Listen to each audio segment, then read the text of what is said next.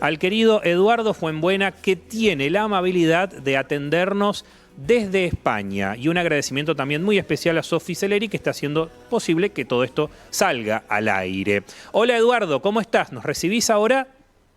Hola, ¿Qué tal? buenos días, Hernán. ¿Qué tal? ¿Cómo estás? Buenos días, muchísimas gracias por la invitación. Es un placer, de verdad.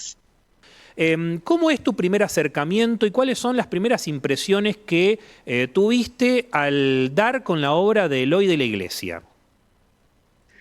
Bueno, yo me considero un cinéfilo de largo recorrido.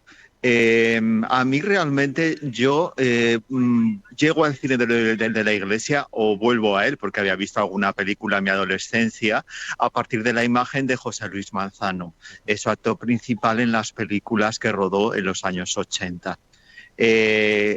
Claro, esa visión me lleva a hacerme muchas preguntas y de alguna manera luego me hace tomarme el cine de Eloy de la Iglesia más en serio para poder estudiarlo, analizarlo en su contexto y exponerlo luego en un corpus que han sido mis libros y mis proyectos audiovisuales. ¿Por qué crees que hoy por hoy la obra de Eloy de la Iglesia sigue incomodando al público, no solamente español, sino internacional? Porque por ahí hemos hablado fuera, en privado, la Sí. dificultad de publicar estas investigaciones tuyas. Bueno, todo depende de quién llame a la puerta. Yo te he podido hablar de mis experiencias personales. Yo creo que es más dentro, o sea, en lo que es España como contexto de país que fuera, porque, por ejemplo, en Argentina yo recuerdo que cuando nadie hablaba de este libro, ya se había publicado el libro de 2017, en febrero de 2018, Página 12 dedicó un reportaje de varias páginas a mi libro. Mi libro que ya existía, cuando en este país, en España, como insisto, me reitero, nadie se había hecho eco. Sí que es cierto que luego en el 2021, por una serie de circunstancias, el proyecto de serie de ficción parecía factible. Había publicado un segundo libro, estaba a punto de publicar un tercer libro que fue el guión inédito de Gonzalo Goycoechea, Eloy de la Iglesia, Mm, Galopa y corta el viento, sí. con un estudio crítico mío entre una edición crítica. Entonces, bueno, pues yo creo que el problema es más de los españoles nuestro que nos cuesta de alguna manera enfrentarnos a nuestro pasado reciente. Siempre yo creo que en cualquier lugar de este mundo siempre va a ser incómodo o siempre va a incomodar realizar un estudio o referirse simplemente al momento histórico inmediatamente anterior en el tiempo. Claro. ¿Y por qué hablar en 2025 sobre Eloy de la Iglesia? ¿Por qué es importante esto? Bueno, es importante porque realmente su cine mantiene la vigencia. Cuando los jóvenes se acercan a él como espectadores, eh, descubren episodios históricos, descubren personajes, descubren ideas, incluso me atrevería a decir un sistema filosófico que de alguna manera no han podido recibir pues, en una educación estandarizada y oficial, ¿no? Yo no te hablo del conjunto de los jóvenes, sino personas concretas que tienen una inquietud y hacen de alguna manera, con sus procedimientos y sus herramientas, una manera de acceder al análisis crítico de la realidad o a pensar de una manera crítica. Algo que, por desgracia, cada día es más difícil y incluso diría que es temerario. Películas que se han encargado de reflejar las historias de los olvidados, de esas personas que están en los márgenes de la sociedad. ¿Crees que esto ha sido una característica presente en el cine de Eloy y de qué manera la ha podido plasmar? Sin duda en su tiempo lo fue, él fue un pionero, él fue uno de los primeros intelectuales de España que salió del armario, vamos, de hecho nunca entró en el armario, Claro. siempre vivió libremente en un momento histórico que es los últimos años de la dictadura del general Franco, que la libertad se vivía yo creo que con mayor ímpetu. Dicho por personas de alguna manera que no están dentro de la academia o de las academias que ahora en el presente, ¿no? Claro. En el presente, claro, hemos hecho de la excepción la regla en todo y las minorías ya no son tan minorías. Esto yo creo que una persona inteligente y una persona abierta a todo lo que sucedía a su alrededor, si hubiera vivido, si estuviera aquí en nuestro contexto del hoy y del ahora, lo hubiera visto y lo hubiera intentado plasmar. Posiblemente no le habrían dejado como a tantas personas. Claro. ¿Y crees que realizadores contemporáneos han seguido los pasos de Eloy o no va tanto por ahí, sino que dejó una En huella? España, Sí, bueno, yo creo que algunos la habrán intentado. Lo que pasa que, como sabes, Hernán, cada vez es más difícil sacar adelante un proyecto audiovisual y sí, para ello necesitas la complicidad de las instituciones de gobierno, de los organismos, como en España el ICA. Lo que era antes la antigua Dirección de Cinematografía, Dirección de Cine. Bueno, con Eloy ya fue, de hecho, ya en La Estanquera de Vallecas, que es del año mm, 86, estrenada en el 87, ya el ICA ya estaba vigente, que es, de alguna manera ha perdurado hasta los días de hoy. Por supuesto, de las autonomías españolas, las distintas autonomías y las televisiones, tanto públicas como las privadas. Hoy en día las plataformas, claro, tienen muchísima importancia. Entonces es muy difícil, claro, porque si intentas salirte un poco del guión establecido, de lo que se quiere, de lo que se quiere que se piense sobre cualquier aspecto de nuestra sociedad, es muy posible que que no lo logres como realizador, como guionista, como creador en cualquier caso, sino que te corten la cabeza. claro. Justamente estamos atravesando, o sea, no quiero perder la oportunidad de comentarte esto y de preguntártelo, estamos atravesando el 50 aniversario del asesinato de Pier Paolo Pasolini. ¿Estás de acuerdo muchas veces cuando se hace como una comparación entre el cine provocativo de Eloy de la Iglesia y se lo señala con similitudes hacia el de Pasolini, como una forma de decir, era el Pasolini español? Lo he leído mucho a eso. Bueno, no estoy particularmente de acuerdo. Mm, Yo sinceramente te puedo decir que Eloy de la Iglesia, como otro gran cinéfilo que era, admiraba el cine de Pasolini, pero yo creo que estaba más cerca de Fassbinder en el sentido de director, productor, artesano, como lo quieras llamar, una persona que tiene de alguna manera una continuidad en el rodar o que la busca o que la pretende. No olvidemos que Eloy llega a hacer, suele hacer una película por año, incluso llega a hacer, sería una película y media por año, ¿no? claro. Su aspiración era rodar, vivir como cineasta, rodeado siempre de las personas de su círculo, a quienes ellos dejaba entrar. Era una persona muy selectiva con sus amistades. Claro, Pasolini era gran intelectual, del Partido Comunista, aunque él, ya sé, como sabemos, fue expulsado de él, pero vamos, era un marxista en cualquier caso. Ujú. Era una persona muy vinculada al pueblo, a la calle, a Roma. Era de Bolonia, como sabemos, pero prácticamente toda su carrera como intelectual, como poeta, como cineasta, como novelista, como ensayista, la desarrolla en Roma. Entonces era una persona muy ligada a la calle y sobre todo a los jóvenes, porque él pensaba, como tantos otros humanistas, que quien había que destinar todos nuestros esfuerzos, a quien había que contar las cosas, era a los más jóvenes, porque posiblemente son donde realmente queda ya no solo el bastión de pureza, sino que queda de alguna manera la esperanza para un futuro cada vez más improbable. Claro. Recuerdo en algunos fragmentos de la televisión española donde se lo entrevistaba a Eloy de la Iglesia, él mencionaba un poco la razón de ser del cine kinky, ¿no? Este cine protagonizado por el lumpen.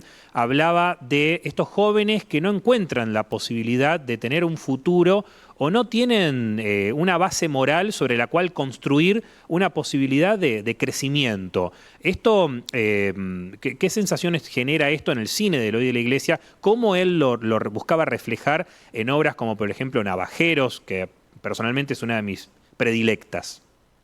Sí, entiendo. Sí, posiblemente la única película que podía entrar dentro de ese cajón desastre que se ha venido a llamar muy posteriormente a la realización de estas películas, ya en los 90, cine kinky, sería Navajeros, que aún así está muy, muy lejos de las películas de José Antonio de la Loma, como Los perros callejeros, El Claro. vaquilla, El torete, todo esto.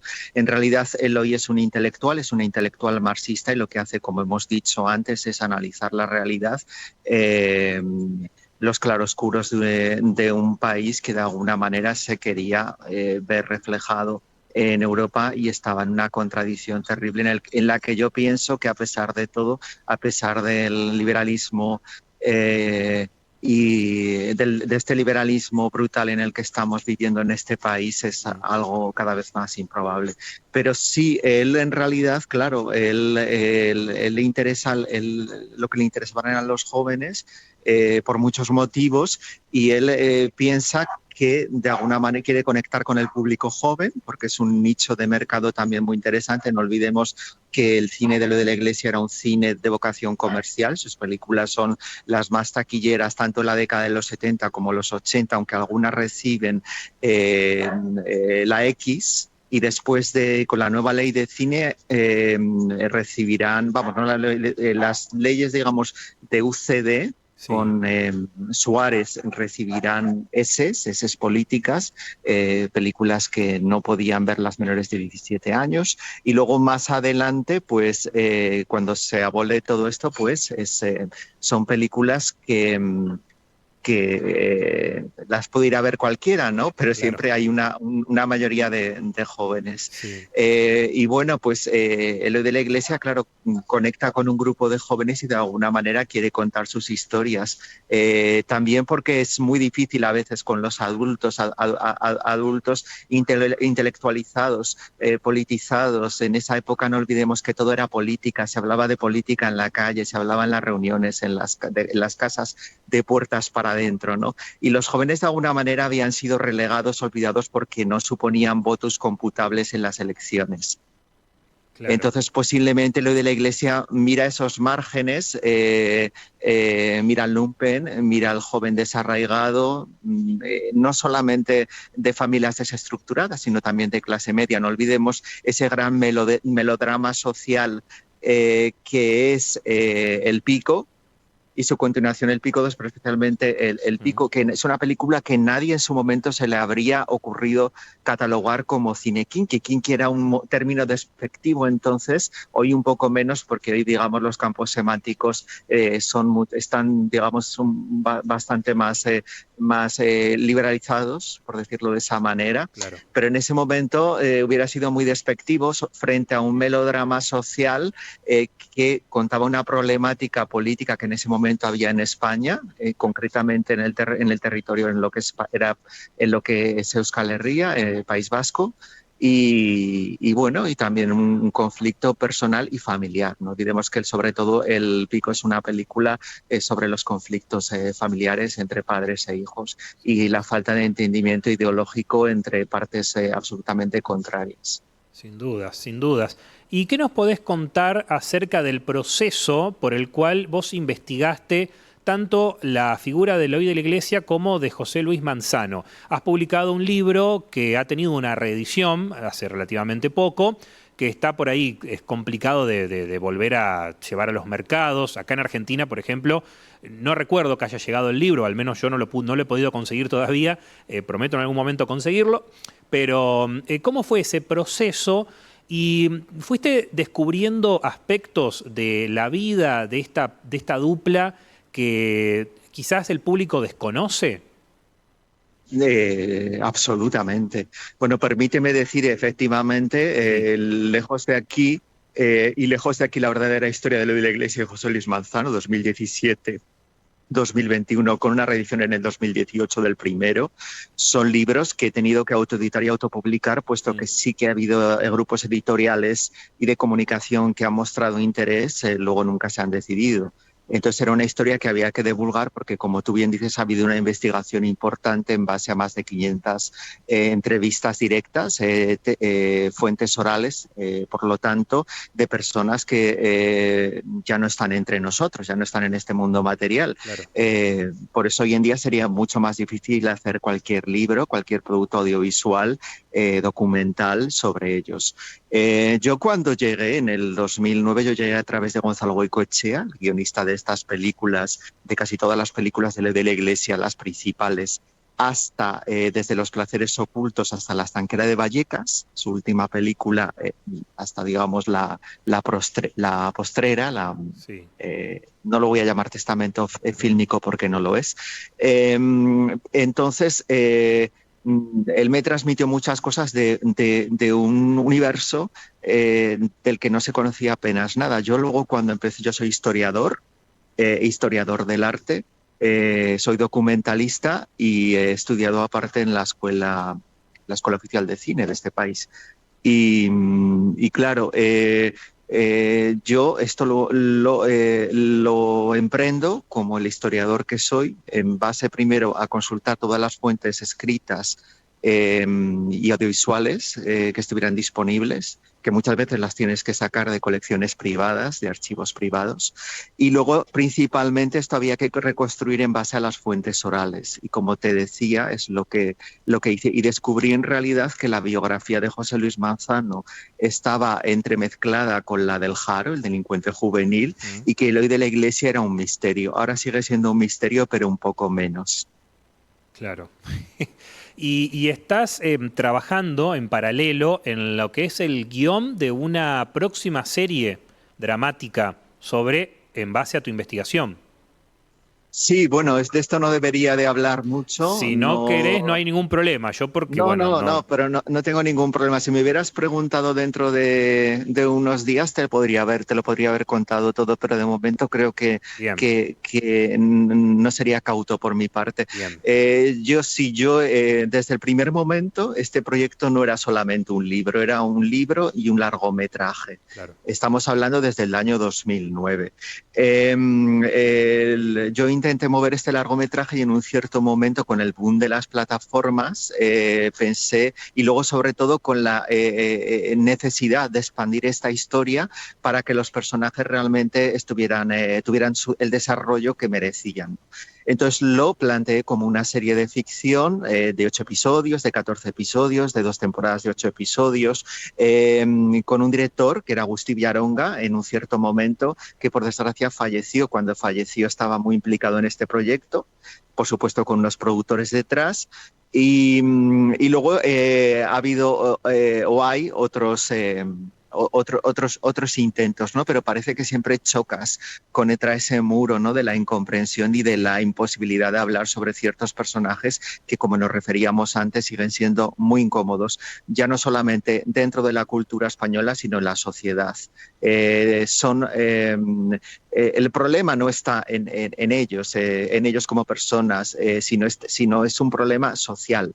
Es un problema social no porque en algún momento se drogaran, sino por lo que representan y porque de alguna manera se enfrentaron a las instituciones. Sí que es cierto que Eloy de alguna manera fue redimido más adelante, teniendo que suscribir un pacto muy importante de renunciar a realizarse, relacionarse también con personas que habían sido sus amigos y conseguir rodar una película pero en muchos años. Él hoy está inactivo durante 16 años y al final en el 2003 realiza Los novios búlgaros, no sin problemas y con la mediación necesaria de personas muy bien relacionadas políticamente.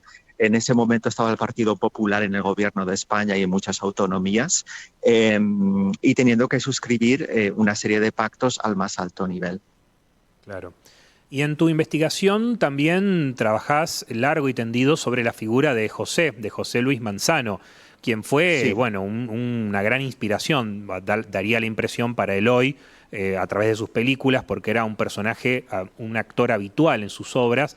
Y en la actualidad, cuando uno piensa en José Luis Manzano, ¿qué sensaciones genera su figura en la actualidad, teniendo en cuenta su talento, su sensibilidad y bueno, también cómo fue su final tan trágico? Sí, bueno, José Luis Manzano en realidad ejemplifica muy bien la representación de los jóvenes de esa España, que no es tan diferente a la de ahora. No olvidemos que no solamente fue el delincuente juvenil o infantil, el kinky, el lumpen, sino que también fue el chico de clase media, más o menos elevada, tanto en una película tan maravillosa como es Colegas, que es la poesía del la poética del lumpen, la podríamos llamar, ¿no? O del desclasado, sino luego también en colegas, en Paco Torrecuadrada, cómo es capaz de ensimismarse y de interpretar a un joven con una realidad muy diferente a la suya.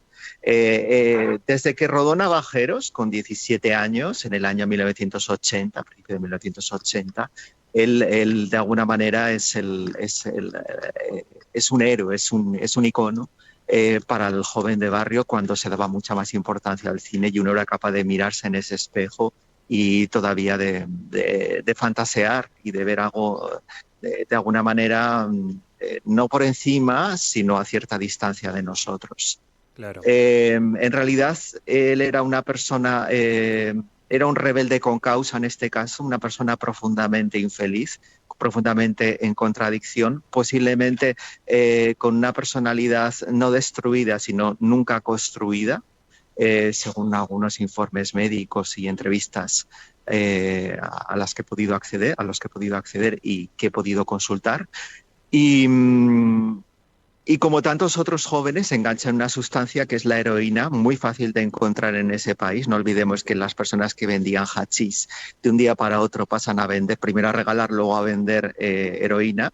Primero de una pureza importante y a un precio asequible, y luego ya sabemos que de alguna manera cortada, ya unos precios que de alguna manera llevaban al joven a delinquir, que llenaban las cárceles continuamente, en un sistema penal completamente saturado. Pero, claro, José Luis Manzano se engancha a esta sustancia de la que no se conocían las consecuencias, se engancha poco después de Eloy de la Iglesia, no olvidemos que vivían juntos, y entonces, por lo tanto, pues las costumbres que tiene uno las termina adquiriendo el otro, sobre todo si el otro, que es un joven desinformado, no tiene a lo mejor esa capacidad de decisión, o más bien hace las cosas por inercia, como haríamos cualquiera en realidad, más en esa época.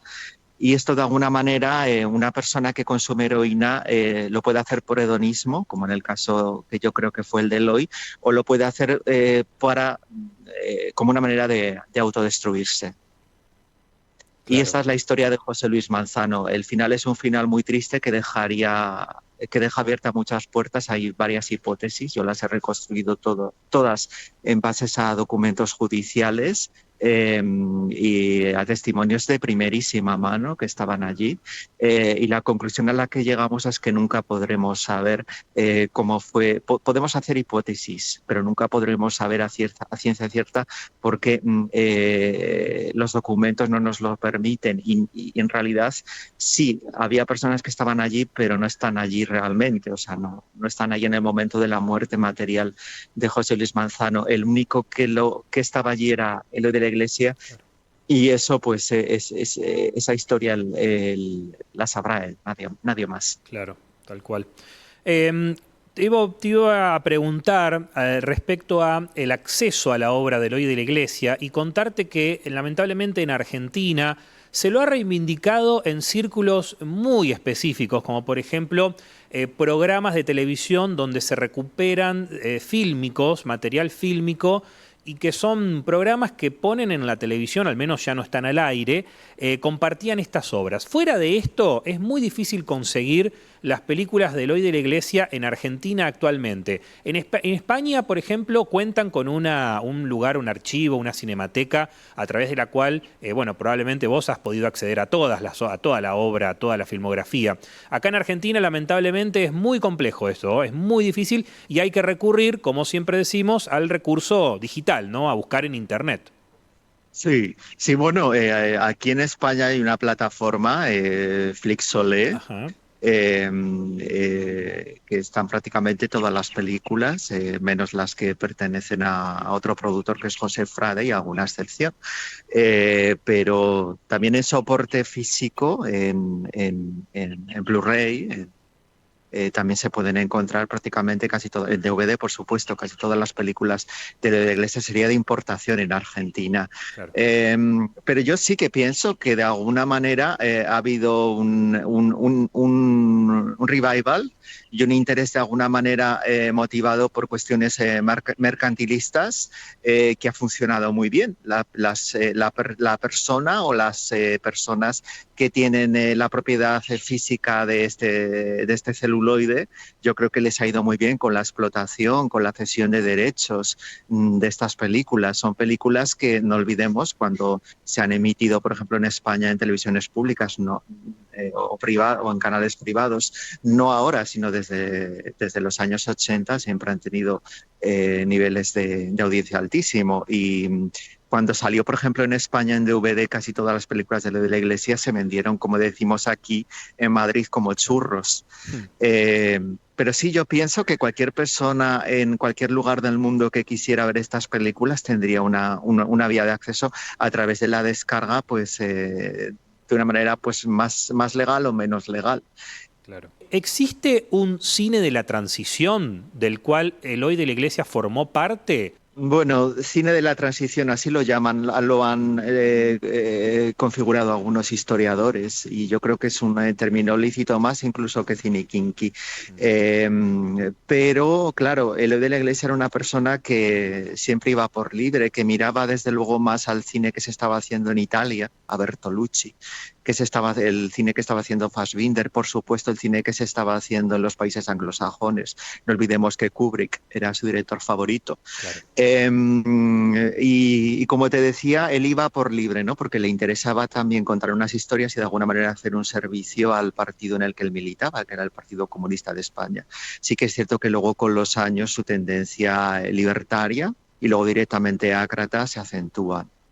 Y en una película como El Pico 2, que es una película completamente antisistema, y luego en La estanquera de Vallecas, por la que tuvo que pagar el precio más caro como cineasta, que fue no volver a rodar y caer en todas las listas negras del partido que había entonces en el poder en España, porque en realidad estaba haciendo una radiografía de lo que habían sido 10 años de democracia en este país. Eloy de la Iglesia era una persona que, como buen marxista, no creía en el término autor asociado a un cineasta. Y sin embargo, posiblemente, como ha dicho algún crítico, sea el más autor de todos los cineastas españoles. Por eso es único y por eso tú me preguntabas antes si había tenido de alguna manera discípulos, continuadores. No lo creo. Ha podido tener imitadores baratos, pero nunca, como los grandes cineastas, como han sido realmente. Es curioso que cuando él estrena todas sus películas desde El Diputado en Estados Unidos, que se proyectan en el circuito comercial, no solamente en los festivales por los que recibe premios importantes, como el premio del Círculo de la Crítica de Nueva York por El Sacerdote, o un premio muy importante en el Festival de Chicago, donde se proyectan casi todas sus películas, hasta otra vuelta de tuerca.